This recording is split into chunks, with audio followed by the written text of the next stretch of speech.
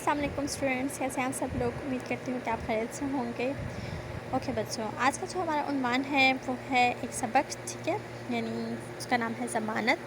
ठीक है, ज़मानत का आपको मैं मतलब बताती चलूँ कि ज़मानत का मतलब है यानी किसी दूसरे की ज़मानत लेना, कि यानी आइंदा ये बंदा जो है मैं इसकी ज़िम्मेदारी लेता हूँ, ज़मानत लेता हूँ कि आइंदा जो है ये जो है ये मेरी ज़िम्मेदारी है कि ये इस तरह का कोई काम नहीं करेगा। ठीक है, तो हम आते हैं पेज नंबर 31 पे। तो आपको इसका नेम है, सिर्फ 32 पेज पे हम आ जाते हैं बच्चों। इसकी रीडिंग हमने की हुई है, लेकिन मैं दोबारा से इसलिए करवा रही हूँ कि इसके क्वेश्चन आंसर जो थे, एक्सरसाइज जो इसकी रहती है, तो हम सरसरी से इसकी दोबारा से रीडिंग कर लेते हैं। वैसे पिछली दफ़ा जब मैंने आपको करवाई थी तो मैंने इसको समझा दिया था आपको, लेकिन मैं इसे दोबारा पढ़ा रही हूँ कि इसके हम क्वेश्चन आंसर आसानी से कर सकेंगे।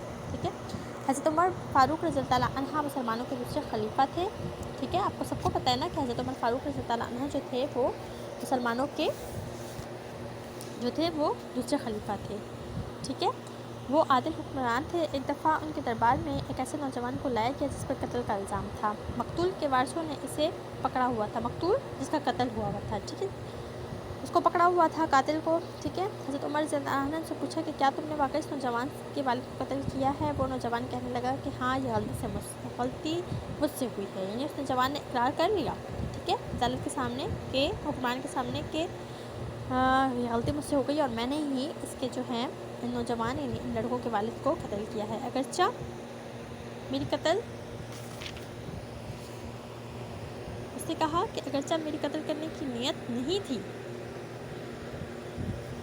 ठीक है, लेकिन उनका वालिद मैंने ही मारा है, यानी उसने कहा कि मेरी ऐसी कोई नियत नहीं थी, लेकिन फिर भी मैंने ही मारा है उसको। ठीक है, मुझसे गलती से हो गया है। हज़रत उमर रज़ियल्लाहु अन्हु ने मकतूल के वारिसों से पूछा, जो मकतूल यानी जो कातिल था उसके जो वारिस थे, बेटे थे, उससे पूछा कि अब तुम क्या चाहते हो। मुलज़िम ने एतराफ़ जुर्म कर लिया है, यानी उसने अपने जुर्म का मुलज़िम ने जो अपना जुर्म किया है, यानी तुम्हारे जो आप कत्ल किया उसका एतराफ़ कर लिया, यानी मान लिया है। तो क्या तुम खून बहा लेकर उसे माफ़ करते हो या उसे सज़ा दिलवाना चाहते हो। खून बहा का मतलब क्या होता है बच्चों के आप पैसे लेकर किसी को छोड़ दें, यानी अगर जैसे वो उस नौजवान ने कत्ल किया था उनके बाप को, तो वो आप उस नौजवान से इसके बेटे जो हैं जिसका कत्ल हुआ है वो पैसे ले लें और उसको माफ़ कर दें। ठीक है, ये होता है खून बहा। या फिर उसको सज़ा दिलवाना चाहते हैं, यानी उनसे पूछा कि क्या आप उसको सज़ा दिलवाना चाहते हो या पैसे लेना चाहते हो उसके बदले में। ठीक है, अब वो देखें कि वो जो नौजवान है जिनके वालिद को कत्ल किया था उस लड़के ने, तो वो क्या कहते हैं। ठीक है, उन्होंने कहा हम खून बहा नहीं लेना चाहते, ना ही हम इसे माफ़ करने को तैयार हैं। इस्लामी कानून के मुताबिक जुर्म साबित हो जाने पर हज़रत उमर रज़ियल्लाहु अन्हु ने उसे मौत की सज़ा सुना दी। सारी बातें फिर क्या, जो खलीफा अव्वल थे, मतलब खलीफा दोयम जो थे, हज़रत उमर फ़ारूक रज़ियल्लाहु अन्हु जो थे, उन्होंने उस लड़के को जो थी तो उमर सज़ाए मौत की सज़ा सुना दी। ठीक है, सज़ाए मौत सुनने के बाद नौजवान ने हज़रत उमर रज़ियल्लाहु अन्हु से इल्तिजा की कि इसे 3 दिनों की मोहलत दी जाए ताकि अपने मरहूम वालिद की अमानत अपने भाई के हवाले कर दे। ठीक है, उसके पास कोई अमानत होगी अपने मरहूम वालिद की, तो उसने कहा कि मैं तो मर जाऊंगा, मुझे सज़ाए मौत हो गई, तो मैं ये अमानत जो है अपने मरहूम वालिद की वो अपने भाई के हवाले कर देता हूँ। हज़रत उमर ने इसकी दरख्वास्त मंजूर कर ली, लेकिन ये शर्त लगाई कि कोई जामिन दे यानी ज़मानत दे। वो नौजवान वहाँ अजनबी था। इसने हज़रत उमर रज़ियल्लाहु अन्हु के दरबार में मुख्तलिफ लोगों पर नज़र दौड़ाई। वहाँ बहुत से लोग मौजूद थे। नौजवान ने इल्तिजा की कोई इसकी ज़मानत दे दे, वो वापस ज़रूर आएगा। हज़रत उमर रज़ियल्लाहु अन्हु की अदालत में हज़रत अबूज़र ग़फ़ारी भी शामिल थे, तशरीफ़ फरमा थे। अबूज़र ग़फ़ारी जो थे वो इस नौजवान को नहीं जानते थे, लेकिन फिर भी उन्होंने उसकी ज़मानत दे दी। चुनांचे उस नौजवान को 3 दिन की मोहलत दे दी गई। 3 दिन बाद उससे कहा कि तुम दोबारा तशरीफ़ ले आना ताकि तुम्हें सज़ाए मौत हो जाए, तो तुम्हें सज़ा तुम्हारे लिए मुकर्रर की गई है वो सज़ा तुम्हें दे दी जाए। ठीक है, क्या हुआ फिर आप देखते हैं आगे। तीसरे रोज़ बहुत से लोग अदालत में जमा हो गए और हर कोई इस नौजवान की वापसी का मुंतज़िर था। ठीक है, ज़ाहिर बात है सब इंतज़ार करते हैं, मुंतज़िर यानी इंतज़ार करना कि वो अब वापस आता है कि नहीं। 3 दिन की वो मोहलत लेकर गया था। ठीक है, वक्त गुजरता जा रहा था, लेकिन उस नौजवान का कहीं पता ना था। सब लोग परेशान थे कि अगर वो ना आया तो अबूज़र ग़फ़ारी को सज़ा दी जाएगी, यानी उसकी जगह फिर उनको सज़ा मिल जाएगी। हज़रत अबूज़र ग़फ़ारी के चेहरे पर कमाल दर्जे का इत्मीनान था। दी गई मोहलत का वक्त ख़त्म होने वाला था कि दूर से उड़ता हुआ गुबार दिखाई दिया। सब लोग इसकी जानिब देखने लगे। कोई शख्स घोड़े पर सवार आ रहा था। जब वो सवार नज़दीक आया तो लोगों ने देखा कि वही जो नौजवान था जिसकी ज़मानत حضرت ابو ذر غفاری نے کی تھی۔ اس نوجوان کا سانس پھولا ہوا تھا، اس نے خود کو اپنی حضرت عمر رضی اللہ عنہ کی عدالت میں پیش کر دیا اور کہا کہ وہ سزا پانے کے لیے تیار ہے۔ عدالت میں موجود تمام لوگ اس نوجوان کی واپسی سے بے حد متاثر ہوئے، کیونکہ اس نے وعدہ پورا کر دیا تھا۔ مقتول کے بیٹے بھی اس قدر متاثر ہوئے کہ انہوں نے اپنے والد کا قتل معاف کر دیا، یعنی اس نے اس کی اس جو تھی ایمانداری کی وجہ سے انہوں نے جب دیکھا اور زیادہ وہ متاثر ہوئے کہ یہ تو کیا گیا تھا اور پھر واپس آ گیا 3 دن کا، تو انہوں نے اس کو معاف کر دیا۔ بعد میں لوگوں نے حضرت ابو ذر غفاری سے پوچھا کہ انہوں نے اس اجنبی کی ضمانت کیوں دی تھی، کیونکہ اس ضمانت میں ان کی جان بھی جا سکتی تھی۔ حضرت ابو ذر غفاری نے فرمانے لگے کہ میں نے اس نوجوان کے چہرے پر سچائی دیکھی تھی۔ وہ کہنے لگے کہ میں نے پہلے سے اس نوجوان کے چہرے پر ایک سچائی دیکھ لی تھی، پھر میری غیرت نے گوارا نہ کیا کہ اس اجنبی کی مدد نہ کروں۔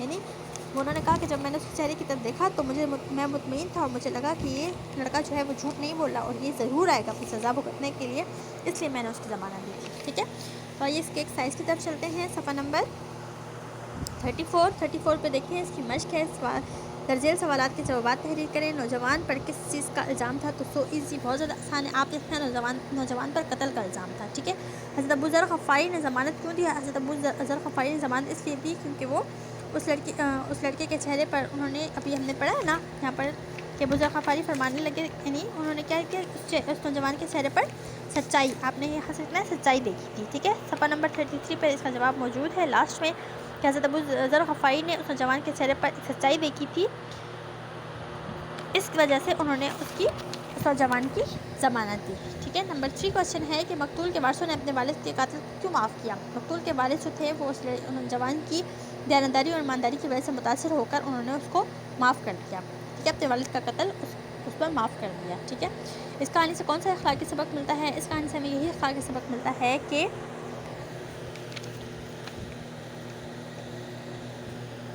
یعنی کہ ہمیں کسی کو دھوکہ نہیں دینا چاہیے اور ہمیشہ ہر چیز میں دیانتداری اور ایمانداری سے کام لینا چاہیے۔ اس سے دیکھیں ہمارا اللہ بھی جو ہے ہماری مدد کرتا ہے۔ اب اس لڑکے نے کتنی دیانتداری سے اپنے کیے ہوئے وعدے پر 3 دن کے بعد وہ واپس آ گیا، تو پہلے جب حضرت یعنی جو مسلمانوں کے جو خلیفہ تھے حضرت عمر فاروق رضی اللہ عنہ، انہوں نے جب ان نوجوانوں سے کہا کہ وہ خون بہا لے لیں یا اسے معاف کر دیں یا کیا کرنا چاہتے ہیں، تو انہوں نے صاف منع کر دیا کہ نہیں، ہم نہ خون بہا لیں گے بلکہ اس کو سزا دلائیں گے، اور اس لڑکے کو سزائے موت ہو گئی۔ لیکن اس کی ایمانداری اور دیانتداری کو دیکھتے ہوئے انہوں نے اس سے متاثر ہو کر اس کو معاف کر دیا۔ تو اس طرح ہمیں بھی کرنا چاہیے۔ ٹھیک ہے، ہمیں ہر کام اپنی ایمانداری سے کرنا چاہیے، خوب ایمانداری اور دیانتداری سے کرنا چاہیے۔ ٹھیک ہے، اچھا یہ کیا ہے؟ نمبر 2 کوشچن ہے کہ ذیل جملوں میں حرف ندا، حرف تعصف اور حرف استنجاب کی نشاندہی کریں۔ ٹھیک ہے، اب اس میں یہ آپ کو حرف دیے ہوئے ہیں، یا اللہ، اب یہ کون سا لفظ ہے؟ ٹھیک ہے، ہماری مدد فرما، اوے لڑکے تم کدھر جا رہے ہو، افسوس۔ اب اس میں جو یہ شروع میں جہاں پہ یہ دیکھیں آپ کو اس طرح نشاندہی ہے، اس سے پہلے لفظ جو ہیں یہ کچھ حروف ہیں جن حروفوں کے اوپر نام کیے ہوئے ہیں۔ ٹھیک ہے، اس کے بارے میں آپ کو پھر تفصیل سے بتاؤں گی کہ حرف ندا کسے کہتے ہیں، ندا آواز دینے کو کہتے ہیں، حرف تعصب اور حرف استعجاب۔ ٹھیک ہے، کوئی کسی کو مطلب آرڈر کرنا، وہ کرنا، اور حرف تعصب کیا ہوتا ہے یہ بھی میں آپ کو بات بتاؤں گی۔ آج کے لیے آپ کے لیے اتنا ہی کافی ہے کہ جو آپ نے کوشچن نمبر اس کے 1 2 3 کوشچن ہے یہ آپ کا ہوم ورک ہے۔ ٹھیک ہے، آپ نے اس کا یہ ہوم ورک کرنا ہے۔ اچھا، اس کے ساتھ ساتھ آپ دیکھ لیں یہ بہت ہی آسان ہے۔ نمبر 3 کوشچن ہے کہ ذیل کے جملوں میں فعل ماضی استعمال ہوا ہے، آپ فعل ماضی کو فعل مستقبل میں تبدیل کر دیں۔ اب آپ نے اس کو فعل ماضی کسے کہتے ہیں؟ گزرا ہوا زمانہ۔ ٹھیک ہے، اور فعل مستقبل آنے والا زمانہ۔ ٹھیک ہے، یعنی وہ کرے گا، آئے گا، جائے گا، کھائے گا، ابھی آنے والا ہے نا، ابھی آیا تو نہیں ہے، فعل مستقبل ہے۔